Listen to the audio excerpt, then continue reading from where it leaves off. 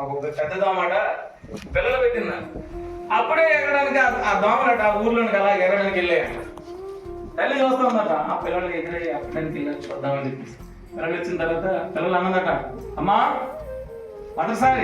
మొదటి రోజు ఎక్కడానికి వెళ్ళావు, ఎక్కడికి? అనంతపురం గ్రామంలోకి బాగా ఎక్కడానికి వెళ్ళావు, ఎలా ఉందామని ఎలము అంటే, మమ్మీ నీకు ఎదుర్కొంటూ వెళ్తుంటే అందరూ నాకు చప్పట్లు పడుతున్నాడు, చప్పట్లు నాకేంటి హ్యాపీగా ఉందో అన్నదంట. దేవుని స్తోత్రం. అప్పుడు అన్నదంట, నేను పిచ్చి తల్లి అది చప్పట్లు కాదు, అది నేను చంపడానికి ఇలా కొడుతున్నాను జాగ్రత్త అన్నదంట. దేవుని స్తోత్రం. దేవుణ్ణి ఆశ్రయిస్తే దేవుడు మనకి కాపుదలు ఉంటాడు. లోకం వైపు పరిగెట్టామా దొరికిపోతాం.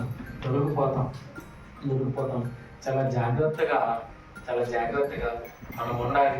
ప్రభువుని నమ్ముకున్నప్పుడు, ప్రభువుని మన దగ్గర, ప్రభువే మనకు రక్షకుడు, ఆయనే మన యజమాని అనుకుంటే ఆయన దగ్గర మనం క్షేమంగా ఉంటాం. మీకు విషయం తెలుసా, ప్రభువుని ఒకవేళ నమ్ముకోకపోతే నేను పాటి బ్రతుకుండేవాడిని కాదేమో. నన్ను దిగబెట్టడానికి, కాలేజీలు దిగబెట్టడానికి నాకు బ్యాగులో ఎంత చేసి కొడవల్లో పెట్టుకొని జాగ్రత్తగా ఉంచుకొని బండి ఎక్కించేవాడిని. శత్రువులు ఎక్కడి నుంచి ఎవరు దాడి చేస్తారో తెలియదు, అంత ఘోరంగా ఉండేవాడిని. రౌడీగా మరి మనుషుల మీదకి వెళ్ళి కొట్టడమే నా పని.